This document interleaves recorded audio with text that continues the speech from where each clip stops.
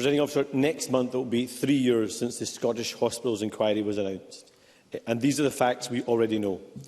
Firstly, 2 children died because of infections they contracted at the Queen Elizabeth University Hospital. Secondly, there were serious failings at Greater Glasgow and Clyde Health Board, which resulted in the Health Board being put into special measures.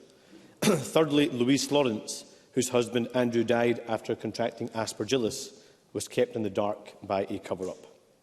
Despite all of this, the Chair and the Chief Executive of the Health Board still have their jobs, and no one has been held responsible. Now, this week, the Health Board, under the same leadership, has shamefully refused to accept many of the conclusions of the Oversight Board, and they've even called into question the entire basis of the independent review that exposed fatal infections in clinically vulnerable children.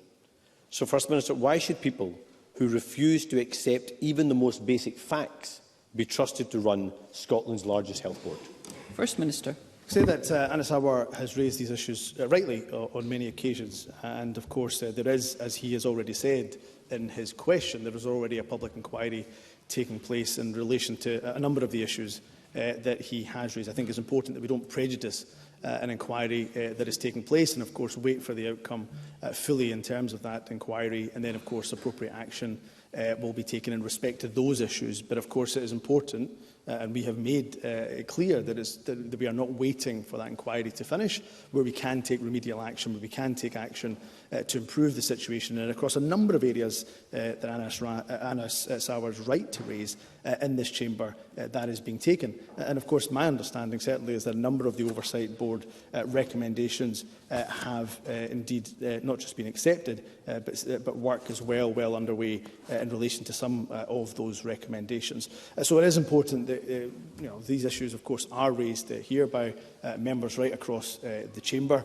My thoughts are with all of those families that have been impacted and have been affected by some of the challenges that the Health Board undoubtedly has faced. But I will continue, and I know the Health Secretary will continue, to engage with Greater Glasgow and Clyde Health Board to make sure that these recommendations of the Oversight Board are indeed taken forward. Anas Sarwar. I think the First Minister misses the point.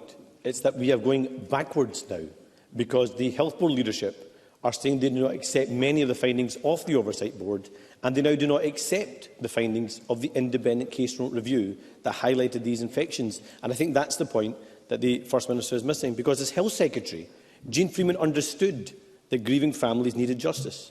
She listened to the voices of families and campaigners and put the Health Board into special measures, and she established the inquiry. But when Humza Yousaf took over, he was too weak and easily led, and he lifted the board out of special measures and empowered those people that failed.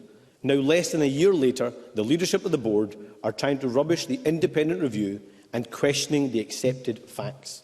Kimberly Darroch, whose daughter Millie Main died, says that the board is making the families' lives hell. And Louise Slorance says this: "Enough is enough. Patients have been harmed, others lost their lives. Families lied to and bullied. For what? To protect the reputation of Scotland's flagship hospital and that of the Scottish Government." So, First Minister, will you allow the leadership of this Health Board to rewrite the facts and continue to prolong the agony for these families? First Minister. I won't. Of course, we will hold the Health Board leadership absolutely to account in relation to the oversight recommendations that have been made. And of course, the reason why the Greater Glasgow and Clyde were de-escalated in relation to special measures was because the majority of those oversight recommendations were accepted, work was underway, many of them also complete. And that's why decisions around de-escalation were made. In relation to patients and those that have suffered, and of course, Anas Sarwar again has raised the cases of Millie Main, of course, of Andrew Slorance. In that regard, I'm always happy, and the Cabinet Secretary for Health and Social Care will also be happy to meet with those families involved. But we have brought forward a number of measures to improve transparency and making sure that families do get the answers when, unfortunately, in those rare cases, things do go wrong, such as the duty of candour, for example. We introduced that organisational duty of candour in April 2018, places that legal duty on all health and social care organisations to be open, to be honest when something goes wrong. The Patient Safety Commissioner that we have committed to as well in terms of the legislation being introduced in response to that important Baroness Cumberledge report. And in terms of whistleblowing, we have made it clear, and I certainly made it clear when I was the Cabinet Secretary for Health and Social Care,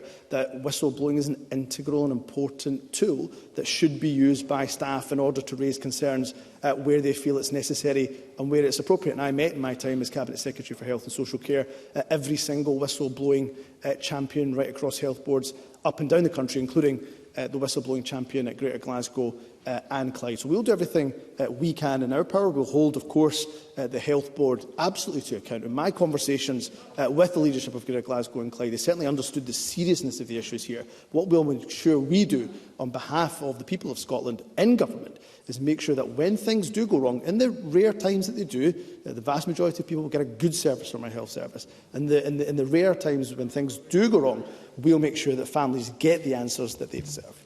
Anas Sarwar. The First Minister has not held these people responsible to account. He's empowered those people that failed these families. And frankly, staff at the hospital, patients that have been failed and families will listen to that answer from the First Minister with rage and think he's completely out of touch with the reality they face every single day. Because 6 years into this scandal, and the established facts are being denied by a health board leadership who are prepared to do anything to protect their own jobs. But this is what we've come to expect from this SNP government. No one ever takes responsibility, and failure is rewarded with promotion. The chair of the health board still in his job. The chief executive awarded an Excellence in Leadership award. The health secretary when the hospital was opened, and when Millie Mayne died, now the deputy first minister. And the health secretary who took the failing board out of special measures, now the First Minister. Under the SNP, failure is rewarded, incompetence is excused, and the Scottish people are left suffering the consequences. So, First Minister, if you are too weak to stand up for these grieving families fighting for justice, how can the people of Scotland trust you to stand up for them when it really matters? First Minister. Well, I think this is the point, is that Anas Sarwar can spin in any way he wishes to do so. But the people of Scotland, of course, have continued to trust the SNP with the health service time and time again. And why have they done that?